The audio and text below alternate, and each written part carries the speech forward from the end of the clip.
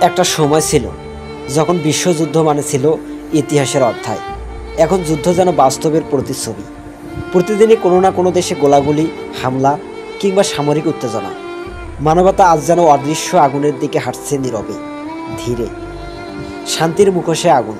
বিশ্বনেতারা মুখে শান্তির কথা বললেও তাদের কার্যকলাপে প্রতিফলন ঘটে শক্তি প্রদর্শনের, অস্ত্র বাণিজ্যের এবং রাজনৈতিক আধিপত্যের। আমেরিকা চীন উত্তেজনা, রাশিয়া ইউক্রেন যুদ্ধ, ইরান ইসরায়েল সংঘাত, সব মিলিয়ে যেন পুরো বিশ্ব এক ভয়ঙ্কর বিস্ফোরণের পূর্ব মুহূর্তে দাঁড়িয়ে। আজকের যুদ্ধও কেবল বোমার গুলি নয়, সাইবার হামলা, অর্থনৈতিক অবরোধ, সামাজিক বিভ্রান্তি, সবই নতুন প্রজন্মের যুদ্ধের অস্ত্র। মানুষকে ধ্বংস না করে ধ্বংস করে দেওয়া হচ্ছে মানবতার সম্পর্ক, নৈতিকতা। এই রাজনীতি, এই লড়াইয়ের সবচেয়ে বড় শিকার হচ্ছে নিরীহ সাধারণ মানুষ।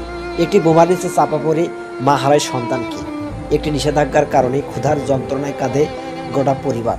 শক্তিধর রাষ্ট্রগুলো খেলছে আর পুরো মানবতা শাস্তি পাচ্ছে।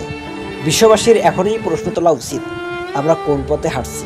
শান্তির নামে আর কত যুদ্ধ, উন্নয়নের নামে আর কত ধ্বংস?